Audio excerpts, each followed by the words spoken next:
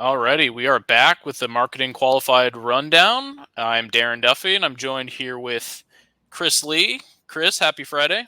Happy Friday, everybody.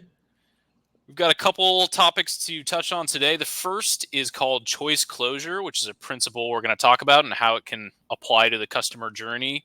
And the second is a copywriting tip that I think a lot of us are probably already using, but just a way to help your copywriting stand out a bit. So, to touch on choice closure, so this is a principle that basically states that the satisfaction a person gets after making a decision goes up if they're given more closure with that decision.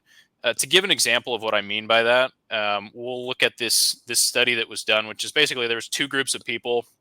Both were presented with a box of chocolates. Each had 24 chocolates inside it, and they were given the choice to choose one. And then the two groups each had different actions to take after that. One group, the lid was left open in the box. The other group had to close the lid as they ate their chocolate, which sounds very, very subtle. But what they found was at the end of this, the folks that had the box left open were actually less satisfied with their choice versus the ones that actually closed the lid after. And I think it's funny because putting myself in those shoes, if I were to do that experience, I would totally be second guessing my choice if I had the rest of the box in front of me. So that's kind of it in a nutshell. No pun intended. Nuts, chocolate. Thanks.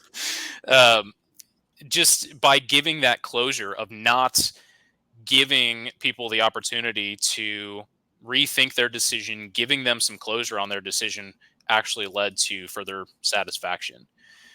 So as far as that applies to a customer journey or the marketing process, Chris, you want to talk a little bit? Here's one example of this, but I want to get your thoughts on choice closure and how you think it applies to the customer journey.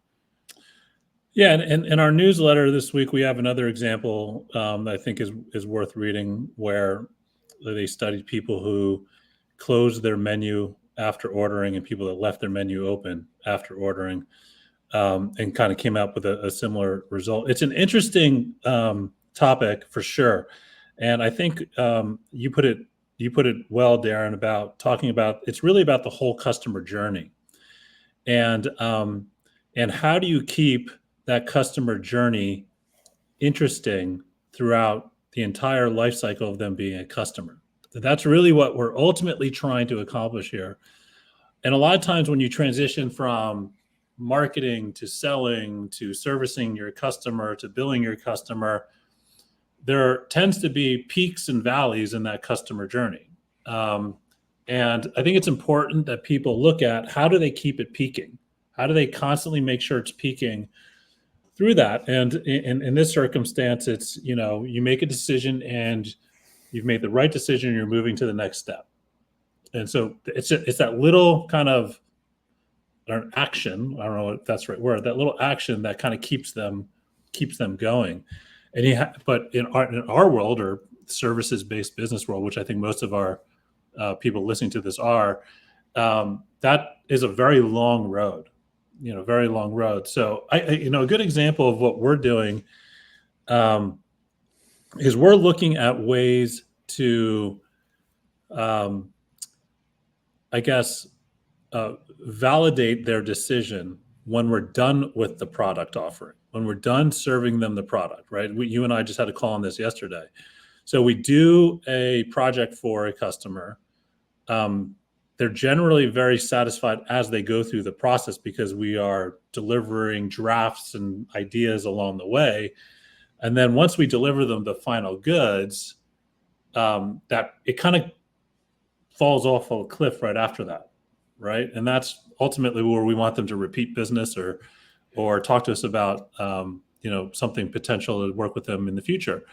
And so we're trying to figure out ways to keep that peak going, right? And some of the ideas that we're toying with, I would say, are very kind of old school. One of them was like printing out a plaque. I think one of the ideas, but really kind of basic stuff, but something that is a little more tangible to deliver to a person, right? And I think you got to look at that through the entire process, especially when the customer is transitioning from person or department to department, right? So as an example, you go from sales to, in a lot of cases, our customers goes to engineering, right? Obviously they just signed a deal with you. They're up here, and then they go into engineering, which is not like the sexy part of the project most likely, but how do you keep that kind of peaked along the way?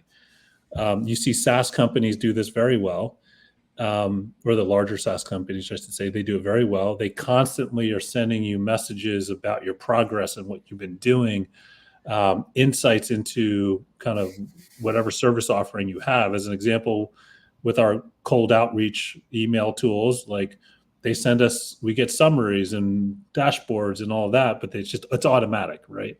And they're just trying to keep us engaged along the way.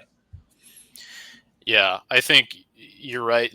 In the choice closure, it should be looked at in multiple points of keeping that customer journey peaked rather than just doing it once. But I do think it's interesting to look at on a more micro level, even before the buying, the purchase starts or the deal is closed. Like in this example on the screen here, just by changing it from join, which leaves this call to action more open-ended, to start lesson 1, actually allows somebody to envision what it's like to get going, get past that buying decision, and really focus on the enjoyment part of it. Or what are they getting at? What is the value that they're getting out of this? How to use psychological principles to sell more course. So this is just one example, but I definitely think it's interesting to consider as you're going into all aspects of marketing and the customer journey. And then to end, just one fun little. We always like to share these little tidbits or marketing memes. No, we didn't do the call to action or the second part. CTAs. Oh, you're right. Sorry, yeah, we don't have a visual here, but so this focuses on this concept of when you're doing copywriting, how can you make it pop more a little bit, right? So how can you make things more attention grabbing and memorable? And our suggestion is to use a little bit more onomatopoeia in your writing. And for those of us who don't remember exactly what that means, that's using words that allow your readers to really hear, see, feel your writing. So it's doing things like saying like click, and that's like a physical, clicking a button, or you're hearing a click in your head, or saying ding, ding, ding, or something to convey accuracy. Chris, what other examples of this can you think of, or ways that you can think of leveraging this? This for most people, this is hard to do because it seems a little cheesy. But you see it all the time out there, and sometimes you just don't recognize it. But the idea is that like you're making that sound when you're reading it, right? I'll give you a funny example. There's this guy at Juniper named Gino, and he's a very authoritative person. And he put out a post on LinkedIn about some advice, and then everyone was commenting, like everyone was reading that in Gino's voice. Like it had its own sound, right? Mm-hmm.